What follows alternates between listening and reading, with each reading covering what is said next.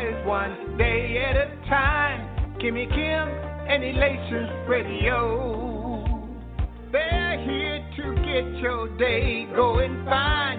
Kimmy Kim and Elations Radio. Kimmy Kim and Elations Radio. Kimmy Kim and Elations Radio. And here's your host, Miss Kim Robinson.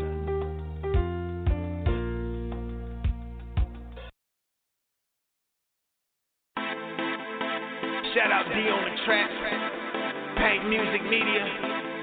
Shout out DJ Lee Productions, and I'm Al Ken. But if you a game changer, got my head up, my grind on high, win, lose, or drought, I'ma ride till I die. I go hard in that lane, my God is the aim. Put me in, coach, and watch me change the game. Cause I'm a game changer, I'm a game changer, I'm a game changer, I'm a game changer, I'm a game changer, I'm a game changer, I'm a game changer, I'm a game changer. I'm full court press, I pledge allegiance to the best. Ain't nothing left to give it that reverence that the Father gets. So every day I work the sweat, can get a flesh, another rest. They say go hard or go home. I say just do whatever's best. It's evident I'm blessed and I work like it. Fight like a Viking, fight like a lichen. The difference is I like it, so I shine like I'm lightning. So I'm going head to head with certain depth. Who you liking? Yeah. So it's time for coach to put me in. I'm strapping on my shoulder pads, lacing up my cleats, and then I'm gone with the wind. Like I'm gone in 60 seconds. You can't hold me, you can't check me. Check the memo, check the message running through. Like I'm baddest, I'm trucking whoever's standing in my way. Ain't no way you gon' stop me. You better off to let me in. Cause I go hard, even though they say no way that I could win. Like I'm Brett Ford, I'ma ride this way. My head to the sky, my grind on high. Win, lose, or drought, I'ma ride till I die. I go hard in that lane. My God is the aim. Put me in, coach, and watch me change the game. Cause I'm a game changer. I'm a game changer. I'm a game changer. I'm a game changer. I'm a game changer. I'm a game changer. I'm a game changer. I'm a game changer. Yeah, I told you once before, my God came to change the game. Different outlook on to life, a different way to play the lane. Now my rush and yours is skyrocketing. Now I'm so insane. For the kingdom building, now my shot, it cannot be contained. So I'm gon' pray for change for myself and then what I can. I don't need no euros or no pesos or no money grams. Shout out to Wado, cause I know that he gon' play this fam. The FCA Sports Camp, game changer, summer jam. I don't need 100 grand to tell them that they need the lamb. It's heaven, it's just who I am. Al Cam, this where I stand. Man, I'm gon' play the fifth. It's too deep to turn it quick. It's like I'm out from the trap to turn around, get back in it. Never that's so insane. It's evident your butt they chain. Like I'm Jack Johnson, the same year he changed his name. So I sacrifice my life for the cause just to win. And if you a game changer, let me see my head represent. My grind on high. Win, lose, or drought, I'ma ride till I die. I go hard in that lane. My God is the aim. Put me in, coach, and watch me change the game. Cause I'm a game changer. I'm a game changer. I'm a game changer. I'm a game changer. I'm a game changer. I'm a game changer. I'm a game changer. I'm a game changer. Now put me in, coach. Now put me in, coach. Now put me in, coach. Now put me in, coach. I'ma go hard. I'ma go hard. I'ma go hard. I'ma go hard. Cause I'm a game changer. I'm a game changer. I'm a game changer. I'm a game changer. I'm a game changer. I'm a game changer. I'm a game changer. I'm a game changer. Welcome to Monday. This is your favorite entrepreneur, Charles McCutchen. Welcome to Charles' Corner. So you know what I do every Monday. Monday, 6 p.m. Eastern Standard Time. I bring a lot of people on these different calls, and I talk about so many different topics, from the real estate to the estate planning to finances to business to budgeting to wealth management to a lot more. This is the way I look at when I look at these calls. All of this sums up to me as financial freedom. That's where we're taking everything, financial freedom. And I'm going to jump right into somebody that, I have a lot of respect for. It's out there doing some big things, some major things out there in the real estate world. And I wanted to, I like to get different looks because so many different pieces to the puzzle when we talk real estate. Some people are just wholesalers. Some people just rehabbers. Some people do communities. There's so many different pieces to the puzzle on real estate. So I try to get different looks from different people because they give us different insights. So what I'm going to do, with no further ado, I'm going to bring on Mr. Alexander. Frank, are you on, sir? I'm good, man. How are you, my friend? I'm good. I've been trying to get you on this thing for a while. I said I got to reach out to him and get him on so people can hear how you doing business and what you do. I appreciate it, Charles. It's funny that how we met a year ago just in this business, networking. I tell folks it's one of the most important things. And I was watching a lot of what you did. I was impressed with the whole business credit, some of the information you put out there. And I started following you, and going, listen, this is somebody I want to meet. So likewise, Good stuff. Well, I like to give people a little bit of background, and I'm going to ask you the same thing as far as yourself. What's your background? What are you interested in? What are you doing? This is a funny story. I started out, I was fighting competitive jiu-jitsu. I was a personal trainer at a gym. I worked with kids. Some guy came in and said, wanted to train, came to the fight school, said, don't hit me in the face, And I was like, man, what do you do that you don't want to be hit? He's like, well, I do real estate. That was in 2000, From 2000 to 2003, I started flipping houses, wholesaling houses before I really knew what was going on. 2003 through 2006, I built my own portfolio using private money, hard money. I was selling turnkey without truly knowing what turnkey was. 2007, Charles, that was when I really thought I had it made in this business. I jumped into the $1 million plus rehabs. And then, I lost it all then, In 2008, came right back. I built one of the largest turnkey companies here in the Carolinas. I had a property management company, jumped into multifamily. 2015, and I'm giving you the shortest version, we were contracted by a company to build between 3,000 and 5,000 turnkey rentals in 5 states. Here it is now in 2016. I just, maybe something happened in life. I just decided to create my own company and just continue to do the things I was doing, but just for myself. Love it. Now, this is all opinionated because everybody does it a little bit differently. Let me ask you, what are some qualifications that you would need for real estate, to do real estate? I don't know that I call it qualifications, or I basically tell folks these are things I would do. If you do these things in this business, this will help you in this business. Knowing numbers, understand numbers, continuing to educate yourself in this business, because you and I both know we have so much to learn every day. I really like for folks to understand networking and the power of networking, building power teams, mentors. Go ahead. No, that number thing to me is like, that's up there. That's way up there. And for some people, because we have some people that really don't understand numbers, what does that mean to you when you say understand the numbers? Charles, I teach a lot of folks. I tell people understanding numbers is simple. I want to know the square foot sales price of an area. I want to know the square foot, what it costs to build in an area. I want to know the rental numbers, the highs and lows in an area. I want to know what it costs to rehab in an area, because every market is going to be different. But once we know the basic numbers and understand the basic numbers in this business, life gets a lot easier in this business. If you have somebody like that knew absolutely nothing about real estate, absolutely nothing, and they came and say, hey, what should I do? What would you tell them? What would you advise them to do? I would tell them to get involved in as many local RIA meetings or real estate meetings as possible, because, just go in there with a humble mind, humble heart, and be willing to listen. Surround yourself with folks already in this business. That's going to be the best way to get a basic understanding of what's going on and learn the language that we all talk. Oh, I love that. What do you mean by language?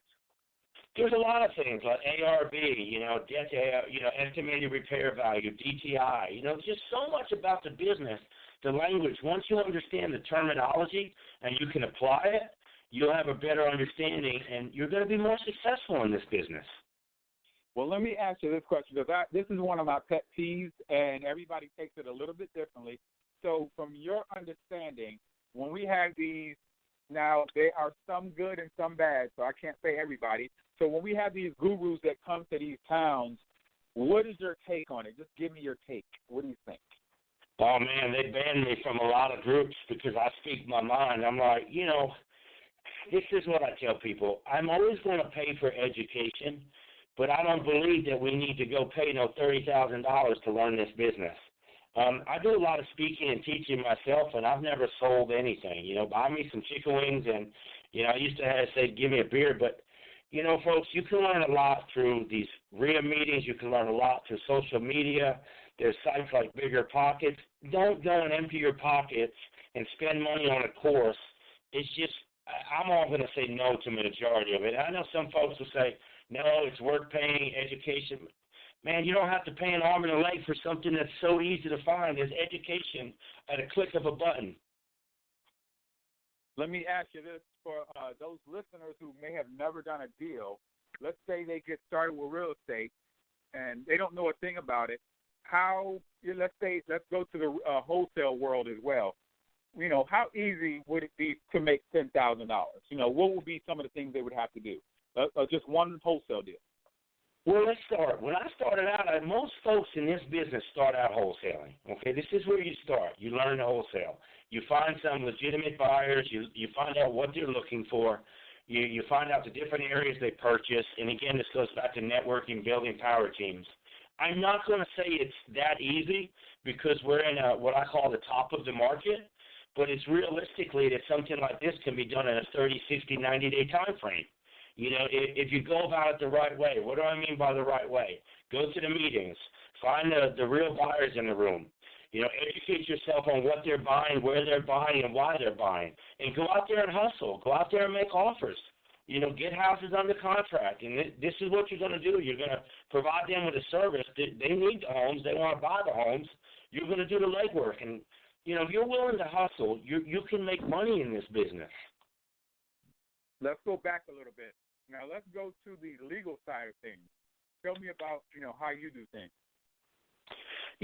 I build power teams.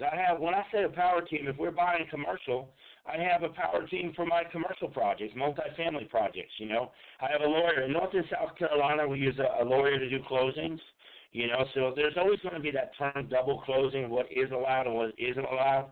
Again, I'm not a lawyer. I'm not giving legal advice. I tell folks to really understand and get, a lawyer or a title company to let them know what they can and can't do in their states. But, Charles, again, it's a simple process. I get something under contract. For myself, I use private money. I use my own personal money. So I'm closing on a property, and then I usually have a buyer's list if I wanted to flip it. If I don't want to rehab it myself, if I don't want to keep it myself, I'm going to go through all three of my processes, which I really call my exit strategy. How am I getting out of the property? That's what I do when I first buy a property, which is also something I think is very important for new folks to understand that concept. I love you just brought up exit strategy. I just got a call today, and somebody asked me about, X, Y, and Z, and I was like, well, what was in the contingency clauses that you actually, when you first purchased a property, would you put in there? Because if you didn't put anything in there, you're kind of, setting yourself up for failure. The other things I hear, let me go through these. I know you may have a few of them that you can think about, but as far as myths of doing real estate, what are some that you may hear? Well, let me jump first to those exit strategies. It's something I want to touch on for folks, especially new folks. Guys, make sure every deal you buy, you understand how you can get out of this deal before you buy it, how you can get out of it, how your private money lender can get out of it, how your hard money loan. You just want to make sure you can get out of the deals. Charles, as far as the myth, I'll be honest, I don't really pay attention to what people think or say because I understand the market. I understand the cycle where we're at. So there's a lot of doom and gloom out there. There's a lot of, folks that think this is an easy business, that anybody can get involved. I just really don't listen to anything. I do hear right now, and again, this isn't more of a myth. These are some very smart folks that are telling me, Alex, we got about 2 years here on the market, and I don't truly know what it means, 2 years. They're going, hey, we don't want to lend past 2 years. We don't want to be involved in projects past 2 years. But I don't know that I really know any myths per se, I'm a realist, man. I buy, sell, hold. That's what I do. Okay. Well, let me add to this. I've heard people will say, well, the market's going to crash. That's that 2-year thing that you're looking at. So I don't want to get into real estate because the market is going to crash. What would you say to somebody like that? If they told you that. Oh, man, that's a great question. But here's what I tell people. The market tells us what to do in real estate. It's not what you and me want to do. The market dictates what to do. There's always something to do within that market. And what I mean by that, in 2008 to 13, I was buying rentals because they were cheap. Now, 2016, 17, I'm building rentals because it's cheaper to build than buy. So, again, the market is going to dictate what we can and can't do. We've got to understand what the market's saying, and we just got to follow it. You can buy and do anything in all cycles of the market. And that's what I tell people. What I was told was somebody was like, well, is the market going to crash? And then I was told like this. Well, when the market crashes, because it's going to, I don't know how bad it's going to be, there was crashes. Will we still live in houses? And he said, if the answer is yes, then real estate is always going to be relative. And I was like, wow, that's a great way to think about it. This is a different way of thinking. So, go ahead. Go ahead, Charles. I was going to throw a scenario your way because this is what I get, and you might get it as well. So I'll say, hey, Alexander, I got this great deal, this great house. And I want you to role play with me because this is just literally I get phone calls, all the time, and I want you to role play with me and ask me certain questions about whatever else I'm doing. Okay? Hey, Alexander, I know you do real estate, and I got this great deal, and I wanted to throw it your way to see if you wanted to buy it from me or whatever. Can you help me out? Absolutely. Let's discuss some numbers first on the deal. And the first question I have for you is, if it's a great deal, why are you selling it? Why aren't you keeping it for yourself? Well, I just want to flip it. I just want to flip it to somebody, just because I want to make $5,000-$10,000 off of it. I understand completely. Let's talk some numbers. What are we out here? What's the purchase price? What's the rehab? What's the ARV? What's the area? And what else can you tell me about the property? I'm gonna throw this one your way. I'm just gonna throw some simple numbers to you. The ARV is like 200. No, I'm gonna give you a real scenario. The ARV is $250,000, and the guy wants to just get rid of it. He's a doctor for $150,000. He just wants to get rid of it because he's moving. He don't really care, and he wants to give it to me, but I want to give it to somebody else. Now, what can we do with that? There's about $100,000 in there. Well, I'm looking at $150K. We say a $260K ARV. Do we have any comps to support it? Do we have an inspection that I can get on the property? I want to see what's the matter with the property. I don't want to buy something for $150 that I got to put $100K worth of work in to get it up to market value. So, if I can have some comps, if we can get an inspection, and then I can run my numbers, I can probably have you an answer in 24 hours on something like that. Okay, good, because this is what I was told.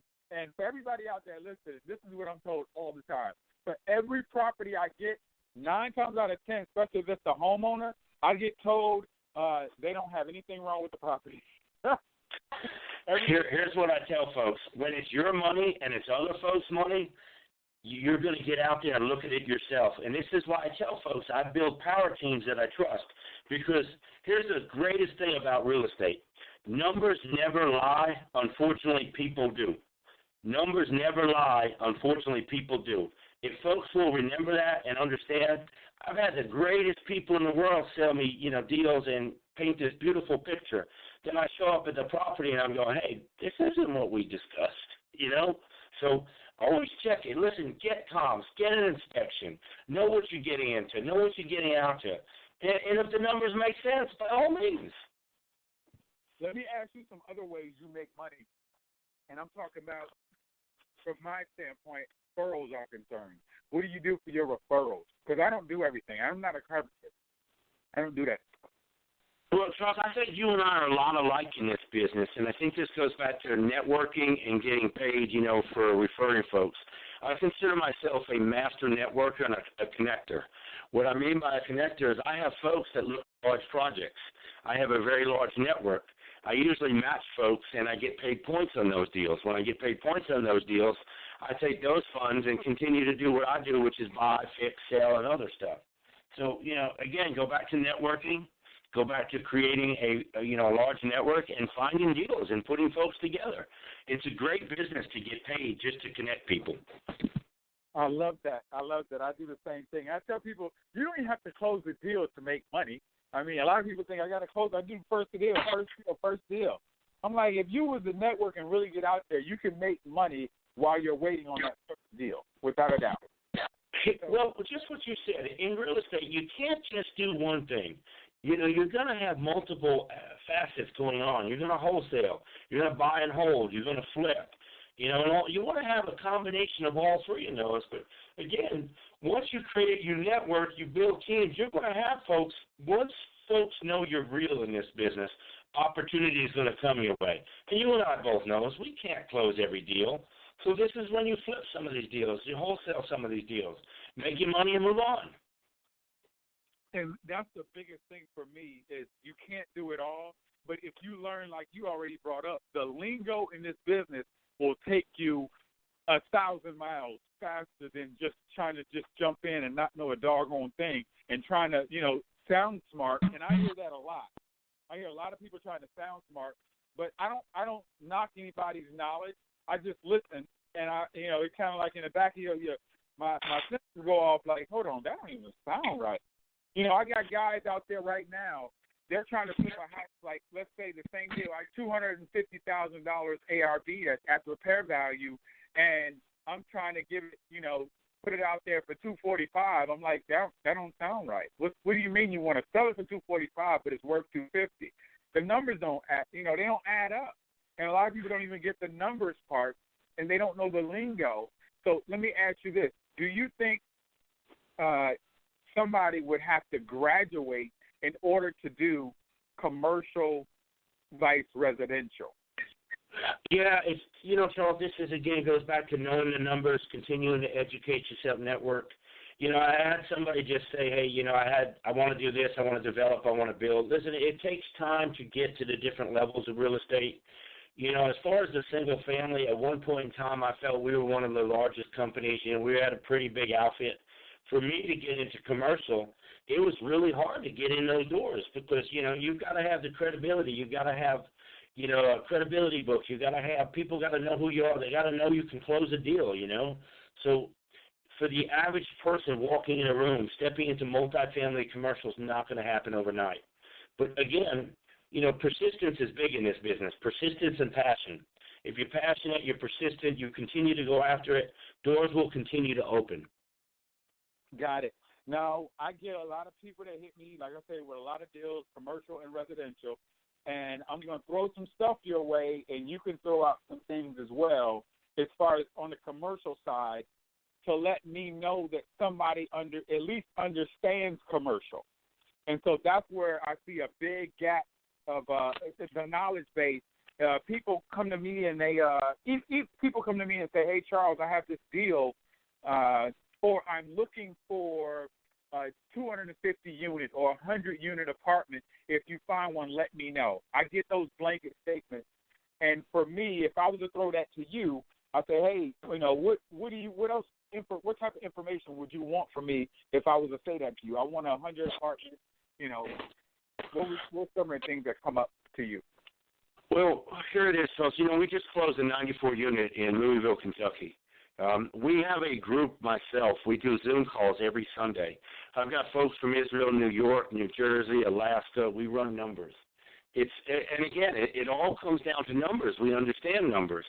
There's little tricks in the trade, or little red flags when people send me deals that I can tell right away that it's just being shopped. When I usually see 3 points on a deal, I know it's being shopped. When I see it being passed from person to person, I know it's being shopped. And to be honest with you, I'm one of these folks that I tell folks, I've got a buyer list of 6,000 people. Listen, it ain't happening. For me, I do large deals on this level. and I have one buyer. I have one group out of New York, two brothers that buy. You know, and again, it comes down to cap rate. It comes down to where the project's located. It comes down to the numbers on the project. We're going to break down the numbers, and that's the most important part of the deal. Most folks don't understand the numbers. They don't understand cap rate. They don't understand the commercial language, language we speak, and it pretty much shows. And again, I'm not knocking anybody because it's a learning process for everybody in this business. Without a doubt. What can you tell me about daisy chain? Because people may hear that term. I'm sorry, say that again? I said, what can you tell me about the term daisy chain? Because people may daisy chain, very cool. I see these deals I'll give you an example. When I spoke the other night in Charlotte, I wanted to pull up a deal that was passed around in the Charlotte market. I've seen it 21 times. I said, come on. So there's 21 different sellers on one property. Don't grab somebody else's deal and make yourself representing as a buyer. Just don't do it. And I tell folks, you see these folks that are new in the business, which is great. I understand they want to get paid. But don't pretend to be something you're not in this business, because you get one shot, one opportunity, you blow it, it's usually it. And these daisy chains, most of the folks here, this is a one-on-one business. Once you have a deal, you're not going to be talking to multiple people. You're going to be talking directly to a seller, directly to a buyer, and that's it. Mm-hmm. Those daisy chains. I did that. And the funny thing, you bring up Charlotte. I was down doing a deal in Charlotte as well. I had to go through 3 lawyers and 4 real estate agents to get to the buyer. And everybody wanted a cut, So it overpriced it, so they really just killed the deal by doing it that way. And so, do you find other ways to get to the person the decision maker? To be honest with you, Charles, I turn down 9 out of 10 deals that come across my desk. I don't even look at about 9.8 of them because I know they're just not where I need to be, And then I think this is where reputation comes in. I deal with a much smaller scale of folks. I'm speaking to somebody like yourself. I'm speaking to a few other folks. Because my circle's smaller, I think it's more power players. We're going to get the right deals in. And again, this comes from being in the business, being educated in the business, folks knowing that you're real, folks knowing that you can close deals. And, I think that helps. And again, it's not a hard circle to break into if you do the things that we discussed from the beginning to now, With that doubt. Well, where do you see you going now? Where's your business headed? This year, my partners and I are trying. I have one partner. We're looking to acquire 200 units by December 17th. I have another group of partners. We want to buy 800 units by December of 2019. I hope to be lending out my own personal money here in Charlotte. I'd like to be a lender. And, I'm always going to buy and flip houses. I'm always going to build new construction. There's that little saying, if you buy right, you can do any of the above. And so, once you get the real estate bug, I think you always have the real estate bug. Yeah, I believe it because I've never stopped, and I don't care. There's so many different ways to buy, being creative, and when it gets closer to the market tanking. And have you ever watched that movie, The Big Shot? Oh, God, I think anybody that wants to be in this business has to watch that, a requirement to watch that movie. I'm telling y'all, I think it's on, I don't know if it's on Netflix, but it is out there. And if you're in real estate, you better get that movie. It's a lot of triggers in that movie that I'm looking for those same triggers and watching the industry, but I'm being more, I'm looking at how I'm doing the business to alleviate myself getting into a hole. So I'm going to keep it like that. So really good point, Charles. The bigger piece of the puzzle is this one. And it may be a myth to some. How do I find the money? How do you find the money? I've always told folks, if you have a deal, the money's out there. But, a lot of folks start out, and, of course, there's hard money, there's private money. We understand those terminologies. Hard money is what I call expensive, quick money. Private money is going to be based on the deals, depending. And, again, this is what I tell folks. Depending on your experience, your education, your knowledge, at the end of the day, when folks realize that folks lending money are lending on the person, not just the asset. Once they comprehend that, it's a much stronger statement. Alex, what do you mean? Well, they're not lending on the house. They're lending to Alex Franks. They know this guy. They know he knows the business. I know the numbers. They're lending me. They're trusting my word. And that's a big part of private money. Hard money, it's definitely out there. It's what I used in the beginning. And I tell folks, all the above is great, but then I go back to, listen, credit and reserves. Once you have those two, it's going to make your real estate investing career a lot easier, and you're going to be able to find the money a lot easier. There's so much money out there right now, it's ridiculous. It's harder to find the good deals in today's market than it is to find the money. So let me ask you this. When you say finding money, because a lot of people are, they're breaking their necks looking for funding, and I tell people, just like you just said, if you find a deal, I will guarantee you the money will be there. The sad part is a lot of people haven't found the deal yet, and they don't know the numbers to know that they have a deal. So that's a big difference right there. So let's say, let's go into the future, and you're talking about you want to be a lender. What do you want to lend on, and how do you see your money leaving and coming back as far as your risk and everything else? Here's what I tell folks. We're always going to be in first position, and these are my lenders now. I have what I call mom-and-pop lenders. A mom-and-pop lender to me is anybody from $100,000 to $500,000. Most of them are going to be first position, which I would never recommend anything but first position. I usually do 70% of the ARV, which is estimated repair value, minus rehab, minus holding cost, and minus any miscellaneous fees. And I'm at a safe point. And I'll give you an example. I just purchased a property up the road from me for $47,500. I'm putting 15 into it, maybe 16, so about $62,000. I borrowed $75,000, at 8% for 12 months. The property appraised as is at $134,000. There's a very safe window in there for an investor. There's a lot of what I call wiggle room in there. And that would be the similar type of deal I would look for. And I tell folks, if you're starting out, don't come to somebody with a brand new, I'm looking for $1 million on this project because I want to build 19 houses when you're brand new, Start off with a small deal. Start off with a wholesale flip. Don't be afraid to partner on deals with money lenders. Don't be afraid to, get your feet wet by getting in there slow. There's, Charles, through the years, I've met a lot of great people in this business that actually want to help folks getting started in this business. But it goes back to knowing the numbers, being educated, and I guess you got to be a little bit educated. You got to be a little bit of a hustler to really find it all. It all works together. Yeah.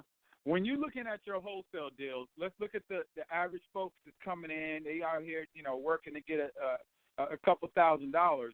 What's your average? What are you looking for? 5,000, 10,000, 15, like on average. I'm a little bit, I'm one of the harder ones to get deals because I like at least a 25-30% return on investment. They're very slim in the market right now. That's why we turn down so many deals. Because I tell folks, listen, if you're playing on a deal and you're thinking there's a 10 to 15K and there's not a lot of wiggle room, these are the type of deals where folks get hurt. So if we don't have a 25-30% ROI, we just don't touch them. I love that. And I'm the same way. I know that we can make this, 20%, 30% on up. And I still see people, saving their money, putting it in banks, making that 0.5% interest, and it just kills me. It truly. Oh my God. Again, it goes back to Charles. There's plenty of money out there. Find the deals, folks. I promise you will find the money. Because you're right. A lot of people have capital sitting in banks that isn't doing anything. A lot of folks have IRAs that are sitting out there just not making money. So you find a great deal, you will find the financing for it. Okay, let's do this. I know I kind of gave it a little bit, but I want to sum this up because I'm getting to a point to where we can sum it up. Looking at somebody starting today, like sitting at their computer right now, it's like, okay, where do I start? Like, step one, I need to do what? What would you say? I wrote down a few, and you know what? I want you to know the numbers of your local market. I want you to get out there and network with local folks in the business.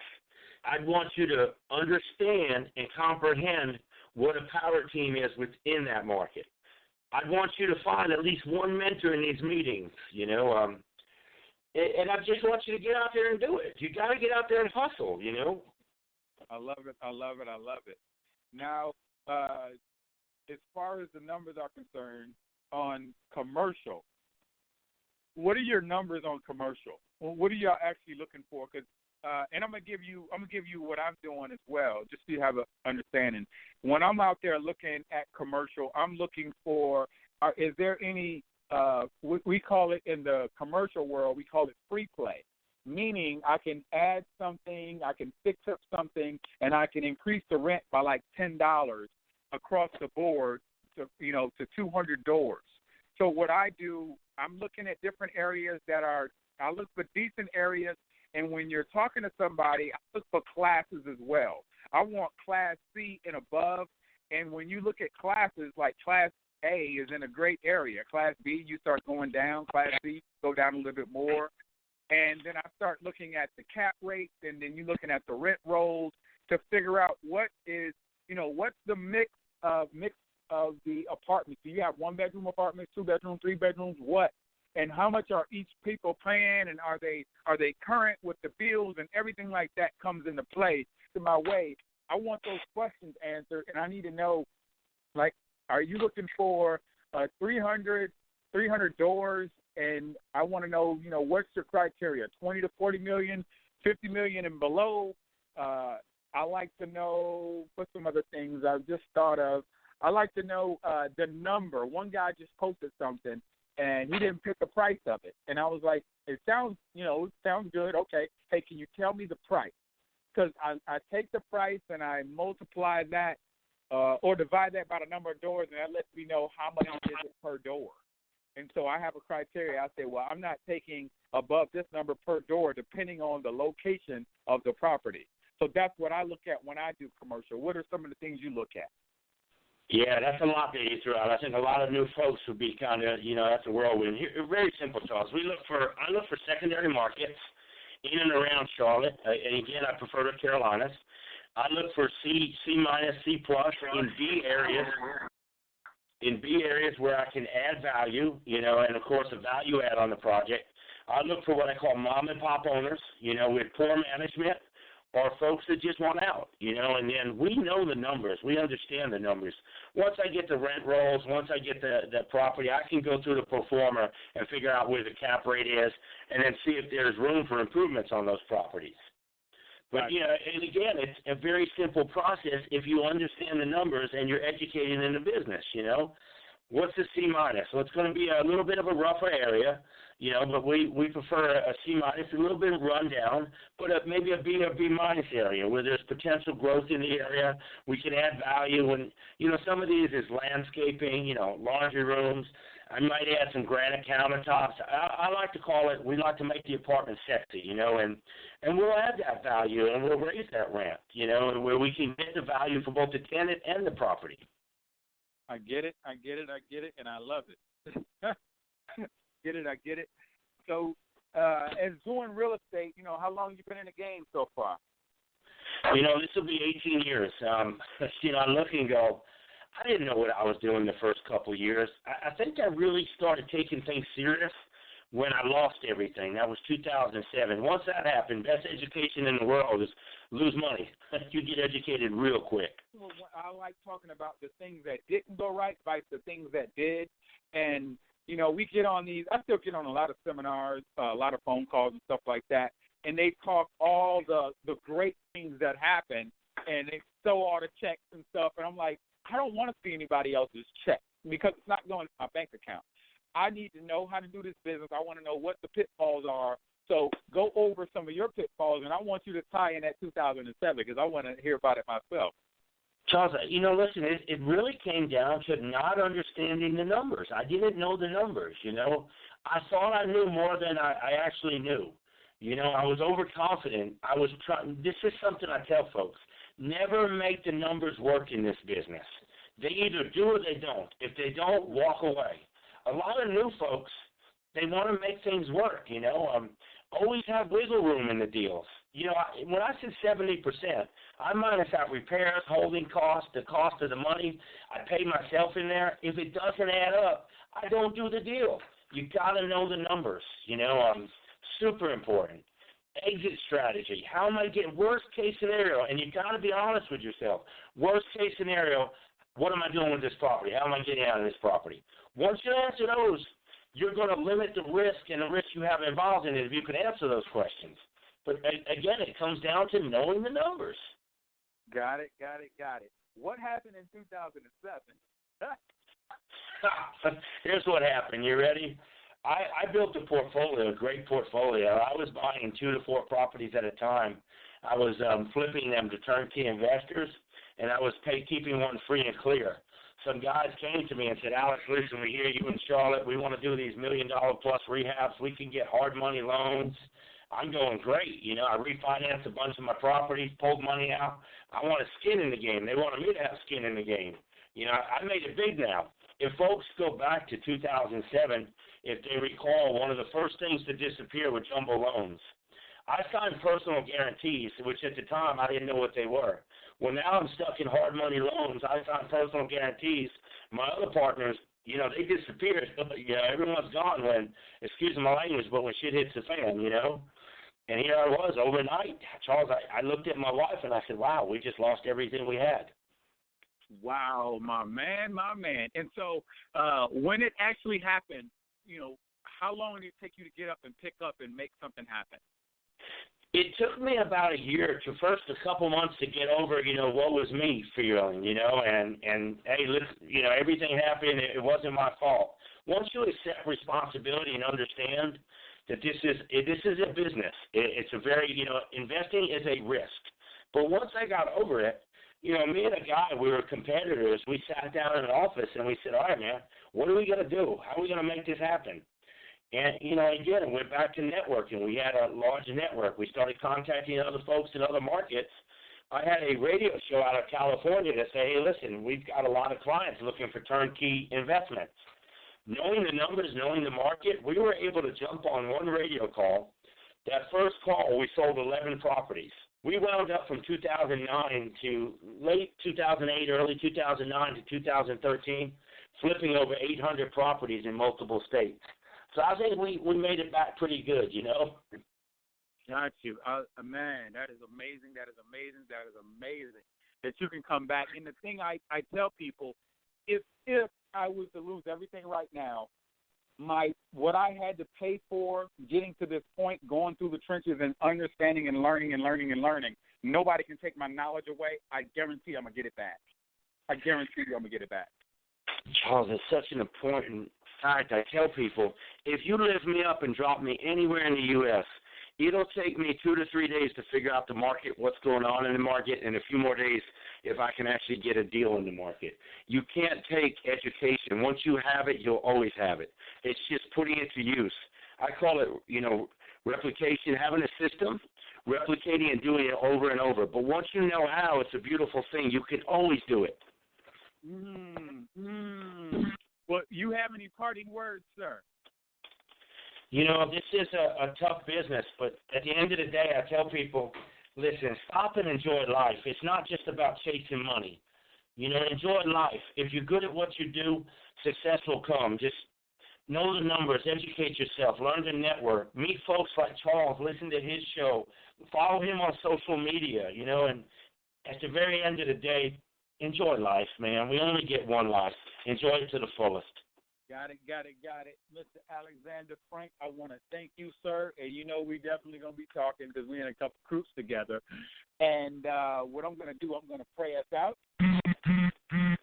For everybody out there, I'm going to pray for a second. Just hold on. Father God, thank you for allowing us to bless the people. Thank those who got on the call and those who couldn't get on to make it happen. We honor you, and we know that everything begins and ends with you. Please see to those going through the struggle and continue to bless the many. In your name we pray. Amen. Y'all take it easy. This is Charles' Corner. I will be coming back next Monday, 6 p.m. Eastern Standard Time, and we bring in the fire. You have a good one. Thank you, sir. Thank you, Charles. Have a great day. All right. Yep. K-Web. We got the messenger. Scoop. God Squad. What up, Grace? Yeah. Hey, check this out. Yeah. Hey, I got favor. I got favor. Yes, I got favor. Yes, I got favor. Hey, I got favor. God Squad. Yes, I got favor. God Squad. Hey, I got favor. Yes, Lord. Hey, I got favor. Yes, Lord. Forget a hater. Forget a hater. Cause I got favor. Cause I got favor. Hey, I got favor. Hey, I got favor. Yes, I got favor. Hey, I got favor. Hey, I got favor. Hey, I got favor. Yes, I got favor. Yes, I got favor. Hey, I got favor. God Squad. Yes, I got favor. God Squad. Forget a hater. Cause I got favor. God Squad. Hey, I got favor. Live the life of sin. I thank God that I'm alive. Guns drawn at me at 16. I didn't die. People thought I'd be in jail cause I used to steal. But I never been to jail, I'ma keep it real. Yes, Lord. Jesus turned my life around and he let me know. If you keep sinning, man, in hell is where you finna go. Then he gave me a wife and a family. Tons of blessings, now I'm stunting on the enemy. I live for Christ, I ain't perfect, I ain't hurting. Tell the devil I'm with Jesus, cause I know he out here searching. Man, I'm working on the beat. For the Lord, you know I'm wildin'. And as long as Jesus with me, I'ma always keep on smiling. Hey, I got favor. I got favor. Yes, I got favor. Yes, I got favor. Hey, I got favor. God Squad. Yes, I got favor. God Squad. Hey, I got favor. Yes, Lord. Hey, I got favor. Yes, Lord. Forget a hater. Forget a hater. Cause I got favor. Cause I got favor. Hey, I got favor. Hey, I got favor. Yes, I got favor. Hey, I got favor. Hey, I got favor. Hey, I got favor. Yes, I got favor. Yes, I got favor. Hey, I got favor. God Squad. Yes, I got favor. God Squad. Forget a hater. Cause I got favor. God Squad. Hey, I got favor. Walk through the storm, search for my spirit, y'all. Pushed by the wrongs, persuaded by material. Sunday it was church, Monday back to thuggin'. Tuesday on the block, Wednesday I was lustin'. Thursday chased girls, Friday played house. 30 I was sippin', your boy was wildin' out. He's bringing out the best now, I'm poking out my chest now. Something about his name, no lie, feeling fresh now. These spiritual weights got me strong in the word. I'm drunk in the gospel, the reason I swerve. My picture was blurry, so my father repainted. My soul was dirty, tossed it up and reflamed. Hey, I got favor. I got favor. Yes, I got favor. Yes, I got favor. Hey, I got favor. God Squad. Yes, I got favor. God Squad. Hey, I got favor. Yes, Lord. Hey, I got favor. Yes, Lord. Forget a hater. Forget a hater. Cause I got favor. Cause I got favor. Hey, I got favor. Hey, I got favor. Yes, I got favor. Hey, I got favor. Hey, I got favor. Hey, I got favor. Yes, I got favor. Yes, I got favor. Hey, I got favor. God Squad. Yes, I got favor. God Squad. Forget a hater. Cause I got favor. God Squad. Okay, now won't he do it? You ain't gotta put no logic to it. You ain't gotta put no science to it or no bastard to it. In the natural, when the spirit moving, I love my God. Got me walking straight with my head high, and I ain't never been no stunt guy. Got 2 kids and a blessed wife. God cooks his favorite punch, and I'm all in. Got room, wanna serve a bunch. Don't walk off filled up. Never knew it was there. Now you standing with your hands up. That's when that hand touch and the glory of God drop in, about to flood up. Everybody put a praise up, cause I'ma do it within. You got a heartbeat, stand up. Love. This world can't tame us when we know the deal. You stressing, sitting, guessing if the love is real. My favor ain't determined by my shining wheel. God is all I know what that spirit hey, I got favor. I got favor. Yes, I got favor. Yes, I got favor. Hey, I got favor. God Squad. Yes, I got favor. God Squad. Hey, I got favor. Yes, Lord. Hey, I got favor. Yes, Lord. Forget a hater. Forget a hater. Cause I got favor. Cause I got favor. Hey, I got favor. Hey, I got favor. Yes, I got favor. Hey, I got favor. Hey, I got favor. Hey, I got favor. Yes, I got favor. Yes,